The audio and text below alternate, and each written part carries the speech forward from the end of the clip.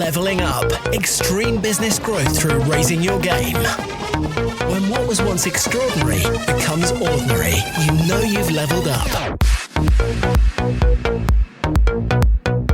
Hello and welcome to the Leveling Up Podcast with me, George Swift. The Leveling Up Podcast is here to give you the personal development, the entrepreneurial development, and the business growth that you, the ambitious business owner, desires. I'm here to give you the inspiration, the motivation, and to challenge your aspirations to take you and your business to the next level. Subscribe and never miss an episode.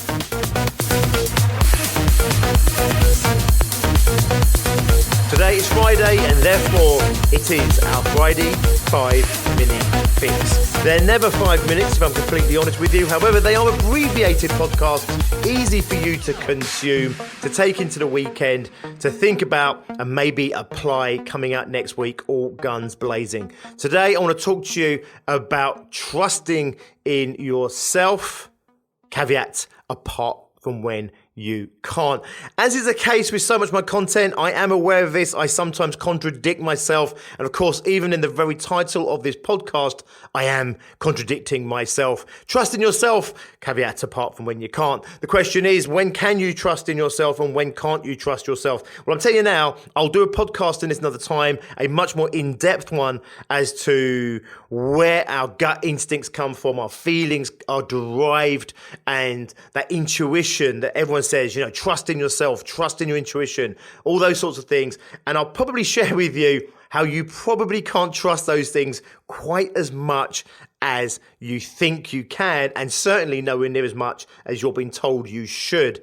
That's a podcast, a teaser for another day. Today I want to share with you a true story from my own background, my own life, and I want to use it to serve as a idea for you for when I think maybe you can trust yourself, and maybe to illustrate when you might not necessarily trust yourself. So I want to go all the way back, doing this business.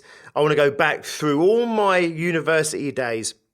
And I had a business, and that business failed, and I didn't really know what to do with myself, and was at a very low ebb, both emotionally, mentally.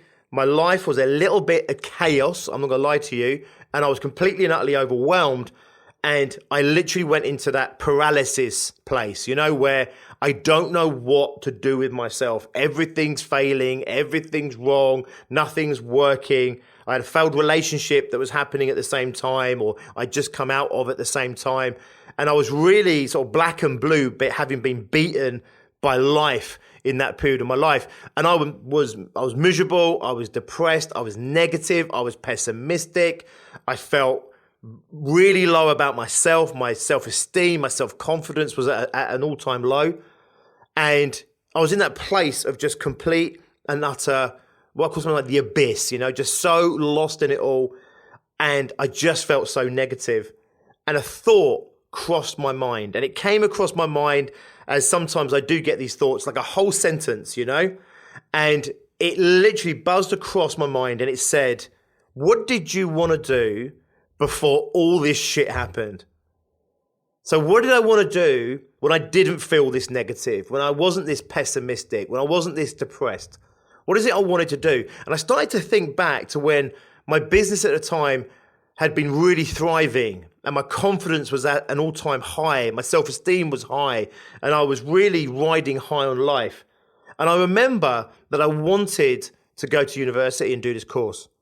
The business I was running this business on only a handful of hours a day. I was making, you know, really high 5 figures in this.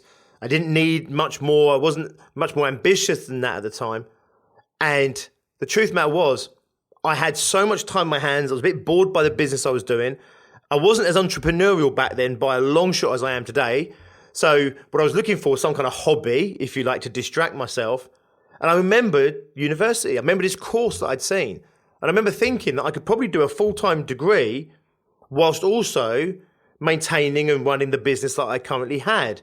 And I'd looked into this degree and I'd found it in the prospectus, and I hadn't really taken it any further than that. But I remember getting really excited by that.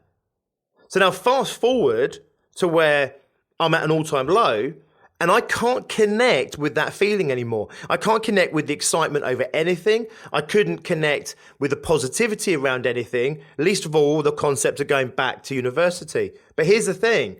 I remember thinking, I really felt it was a good thing to do back then.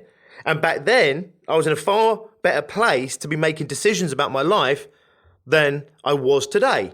So from that place of depression and misery and pessimism, that was not a place that I could trust myself to know what was best for me. However, when I was feeling really good and positive and self-esteem and confidence were at an all-time high, I could trust that person. And just like taking the advice of a wise man or a wise guru or from your best friend who you just, you trust implicitly with your own life and everything else, I trusted this former version of myself. And I trusted that version of myself to make the right decisions for my life in that moment, even though I couldn't possibly connect with the positivity in those decisions. So I actually did enroll on this university course. It took me some time before I actually turned up to it, I'm not going to lie, because I was at an all-time low and I was really challenged by this. Eventually, I did get into a lecture theatre. Very quickly, I realised it was in the right place for me. And actually, whilst I don't necessarily do too much with the degree that I was doing back then, which was animation and film, what that did, once I got into that university, was I reconnected with my self-confidence, my self-esteem started to grow again. I really enjoyed my time on that degree. I really flourished there. I had a real sense of space to be able to really work myself out and who I was. I then went on and did a master's degree there in film. I then stayed on and continued to lecture there for a number, I think it was 2 or even 3 years. I lectured there in film and in animation as well beyond that. And actually, those years are some of my most fondest years in my life.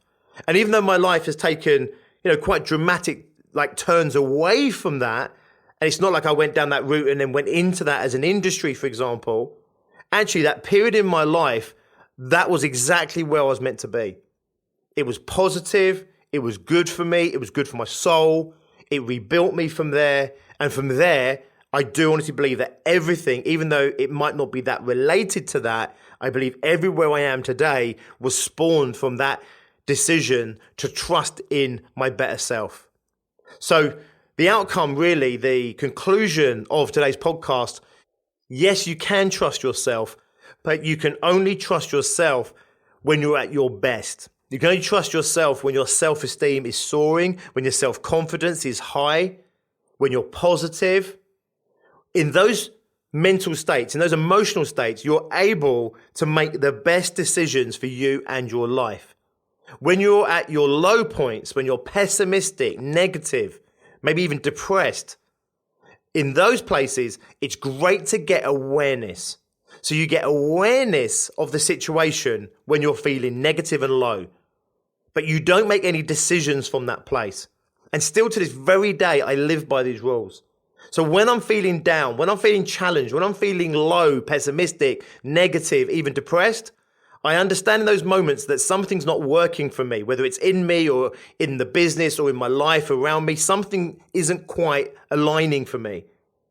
And I cannot trust myself to make decisions from that place because my decisions are going to be based on the negativity, maybe the fear, the doubt, the pessimism, and they aren't going to be the best decisions for my life.